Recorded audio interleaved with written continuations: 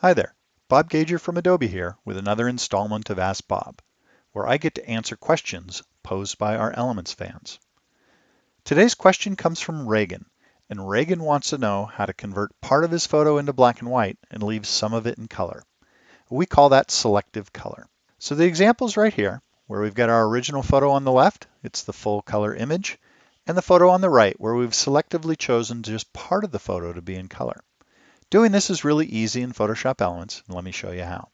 First thing we need to do is click on the photo that's the original, the one with all the color in it, and open it up for editing.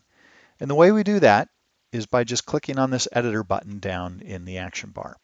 So I'll click on the editor icon. That's going to open up this color photo in the Elements photo editor. Now all I need to do is switch over to guided edit mode. You may notice across the top here, we've got quick, guided, and expert.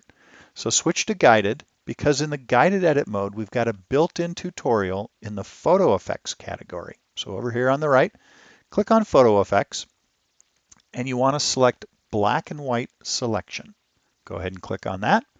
That's going to open up this guided edit with step-by-step instructions to teach you exactly what to do in case you forget after you watch this video.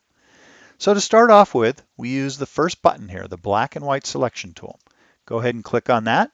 Make sure the add button is selected in there. Basically what we're going to be doing is painting on black and white. So we want to add black and white. Then come over here on top of your photo.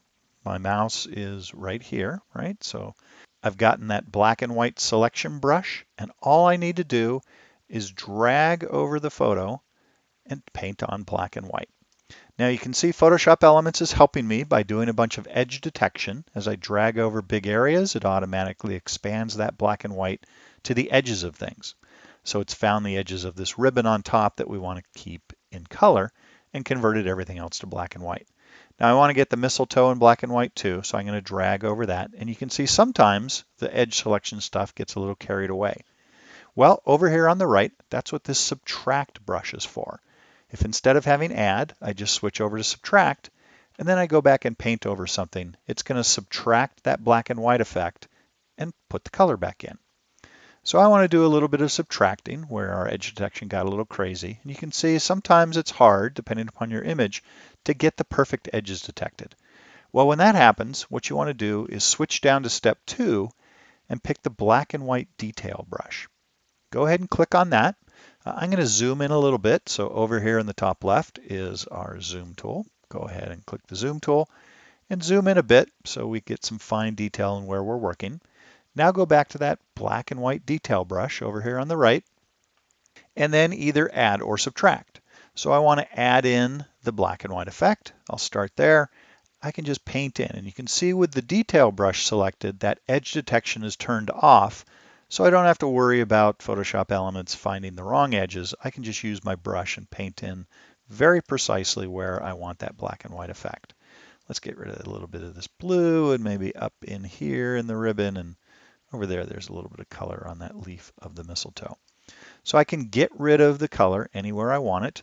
If there's some areas that don't have color, but I do want it, like on the edge of the ribbon here, well, just hit subtract, right? Remember, we're adding or subtracting the black and white effect, and I can just paint color right back in. I can make my brush bigger or smaller with this slider here. So if I want to do some very fine painting, I want to make it pretty small so I can get into all the little nooks and crannies. If I have a little bigger area, then maybe I want to make it a little bigger. So I can very precisely control where the black and white is. I can also use my left bracket and right bracket keys to resize my brush. That's a keyboard shortcut that actually makes things a lot faster. So pretty quickly, I can get exactly color where I want it and get black and white where I don't want it. All right, let's double click on our hand tool so we can automatically scale our image down to where we wanted it. And then once we've got our black and white selected, we just go ahead and hit done. Now there's a couple other adjustments that I'd like to make to this photo as well. I'm going to switch over to expert mode up here at the top. Again, where we went to guided, let's go to expert. Because in expert mode, over here on the right, we have different layers that guided edit created for us. Go ahead and click on this layer right here.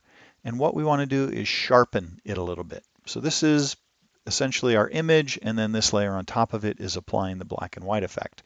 So go ahead and click on what's called layer 1, and then in Enhance, we can go to Adjust Sharpness. And then this dialog will pop up. We've got some sliders. We can control the amount of sharpness. We can crank it way up. We can turn it down. We can have a preview of our main image turned on or off. So you can see as I turn it on, I can crank that up. I can adjust the radius. So really adjust this as you see fit to get the kind of sharpness that you want in your image, and then just go ahead and click OK. And now it's a little bit sharper than it was before. And then finally, the thing that I want to do to this photo is add a vignette. So go ahead and select the very top layer, all the way at the top of this layer stack. Switch back to Guided Edit, because in Guided Edit, in the Camera Effects section, we have a Guided Edit for Vignette. Go ahead and click on Vignette. All you need to do is pick whether you want a black vignette. The edges are sort of darkened here. Maybe you want to try a white vignette if that's a look you're after. I actually prefer the black, so I'll go ahead and just click on black to get it back to the black vignette and hit done. So as simple as that, we've been able to selectively add black and white to parts of our photo. We've been able to sharpen the original image just a little bit to make it look nicer. And then we've added a vignette to give that kind of artistic touch at the very end. So Reagan, I hope that helps you get a little more skills with Photoshop Elements and enjoy applying the selective color effect to your photos. Take care.